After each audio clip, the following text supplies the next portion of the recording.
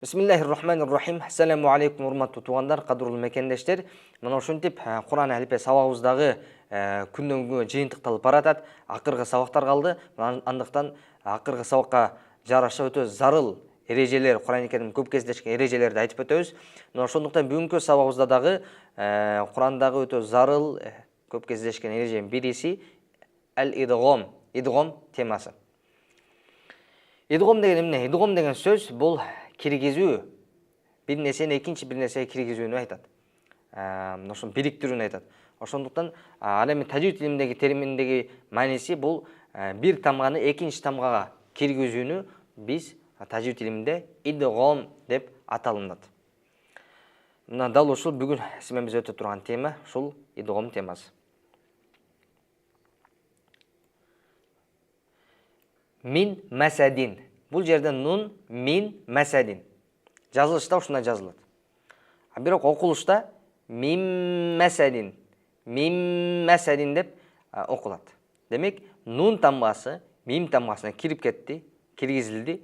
Ошонун натыйжасында нун окулбастан мим таштиттүү тамга болуп калат дагы мин масад болуп окулду.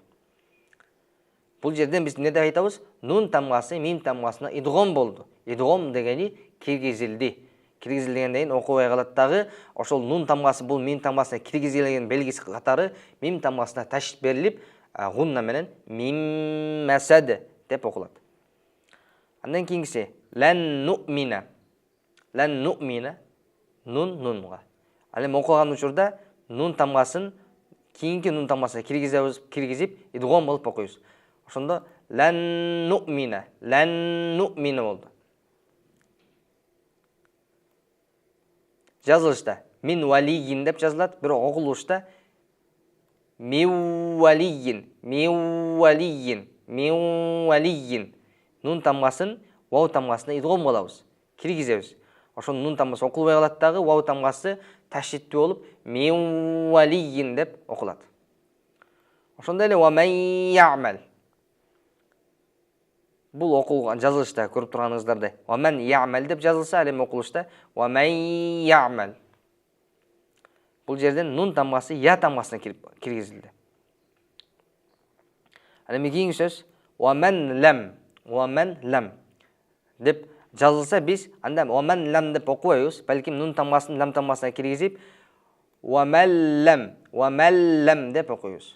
Ами киргизген белгиси каяктан билебиз дегенде, албетте бул нун тамгасынан кийин лам тамгасы турган болсо, лам тамгасы таштит болуп келген болсо, анда биз дароо ва ман лам деп нун тамгасын лам тамгасына идгом кылып, киргизип, лам тамгасын таштиттүү кылып окуйбуз. Кийинки сөз мин роббихим. Окуган учурда мир роббихим. Демек, бул сөз жазылышы ушундай болот, ушундай Кур'анда жазылып келет. Эми окулганда мир роббихим деп окуйбуз. Илахун вахид. Жазылышта ушундай. Бирок окулушунда илаху вахид.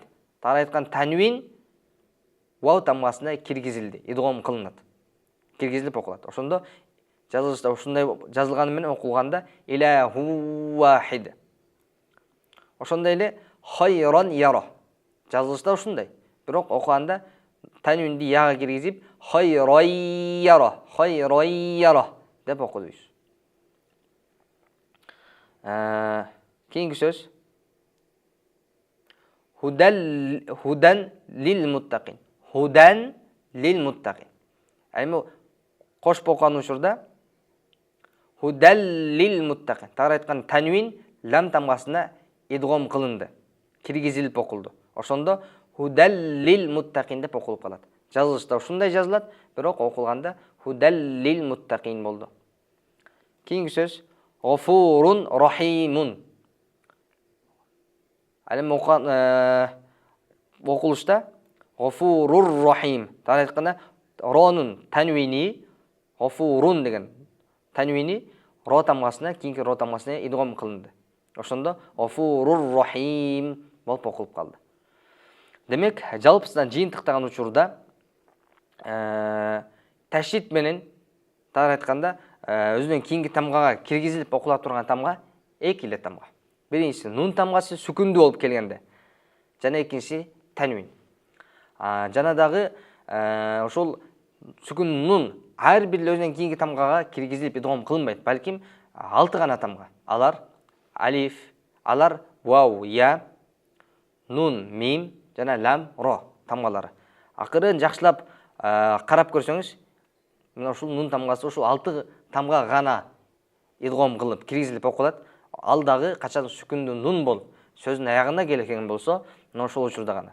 Ошондон экинчи танвин. Танвин дагы мына ушул жогоруда айтылган 6 тамгага идгом кылып окулат. Алар 6 тамга вау, я, нун, мим, лам жана ро тамгалары. Албетте бул тууралуу дагы кененирээк маалымат алууну кааласаңыз, анда ушул биздин каналда, Кур'ан медиа каналындагы тажвид сабактарынан кеңири көрө аласыздар. Аллах таалам бардыгыбызга Кур'ан Каримди толук талаптагыдай окуп жеткиргенге Аллах таалам күчүрүп берсин.